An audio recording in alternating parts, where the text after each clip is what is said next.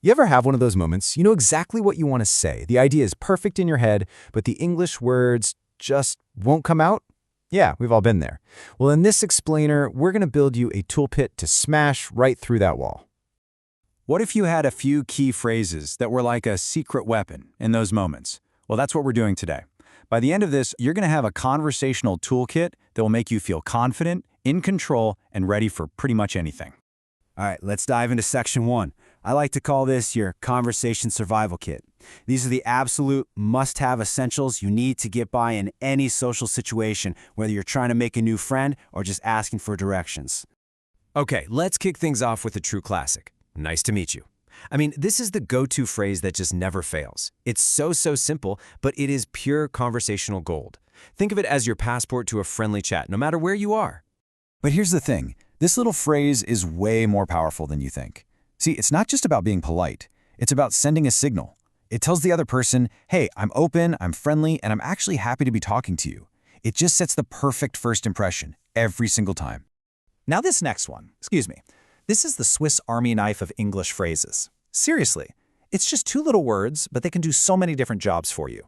Let's break down the magic, shall we? And check this out. Here are its 3 superpowers in action. 1, you need the waiter's attention in a noisy restaurant. A simple, excuse me, just cuts right through. 2, you're on a crowded bus. Excuse me is the polite way to ask people to let you through. And 3, you accidentally bump into someone. A quick, excuse me, is the perfect mini apology. 3 completely different situations, 1 simple, elegant solution. So, you've got your survival kit. You can start a conversation, you can get by. But what happens when the conversation starts moving too fast and you feel a little lost? That's what this next section is all about. It's about giving you the power to hit pause and get back on track.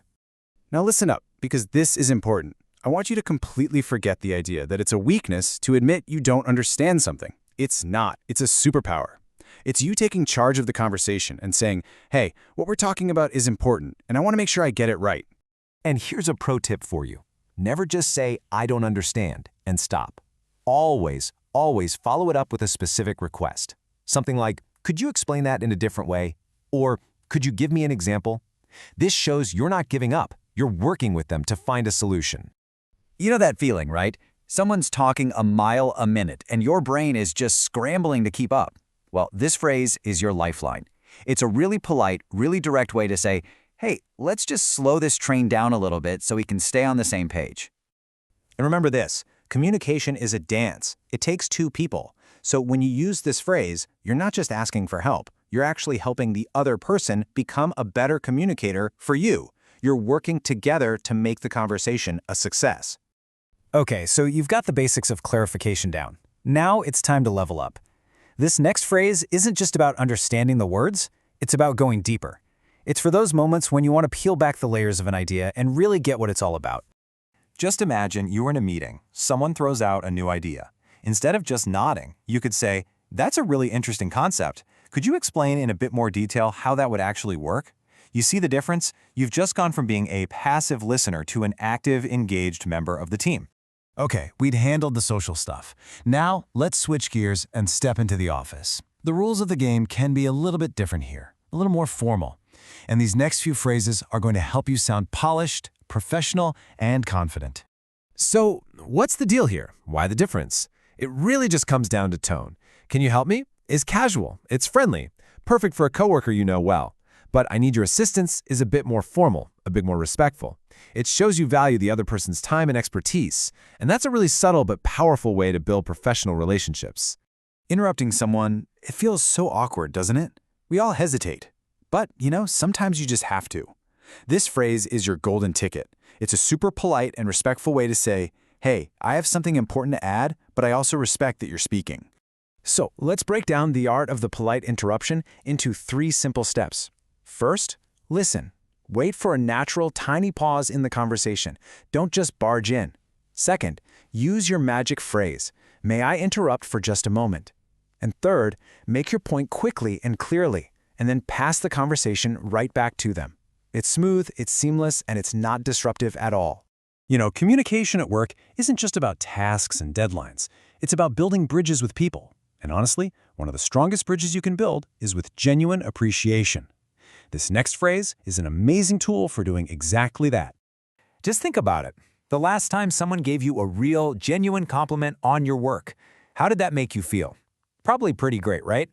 Well, that's the feeling you're giving someone else when you use this phrase. It's such a simple way to make someone's day and build a way more positive, collaborative team. All right, for our final section, we are getting into the masterclass of social skills, gratitude and apologies. I mean, these are the moments that can really make or break a relationship, whether it's personal or professional. Getting these right is absolutely crucial. So what makes this the gold standard of apologies? It's all in the wording. I apologize just feels more formal and carries more weight than a simple I'm sorry. But the brilliant part is for the inconvenience. It focuses everything on the impact it had on the other person, which shows you're taking real responsibility. Look, here's the bottom line. A good apology isn't about you or your excuses. It's about rebuilding trust. When you use a phrase like this after a mistake or a delay, you're not just saying sorry. You're saying, I respect you and I respect your time and I'm going to make this right. It's an incredibly powerful way to smooth things over.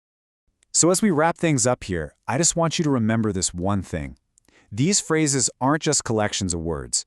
They're keys. They're keys that unlock new conversations, new relationships, and a whole new level of confidence for you in English. So please, go out there and start opening some doors. So here's my challenge to you. Before the end of the day, pick just one phrase from this whole explainer and make a little plan to use it. Maybe in an email, maybe on a phone call, or just in a chat with a friend. The important thing is just to take that first step. Thanks so much for joining me, and I can't wait to hear about all the amazing conversations you're about to have.